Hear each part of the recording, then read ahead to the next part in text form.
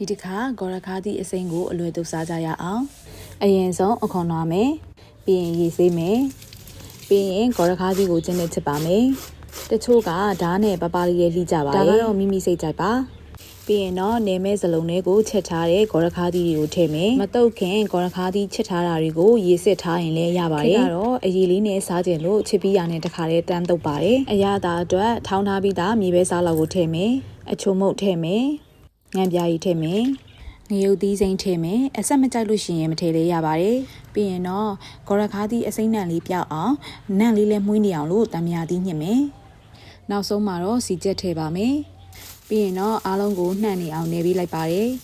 အပေါ်ကနေကြက်သွန်ကြော်လေးဖြူပြီးလိုက်ပါတယ်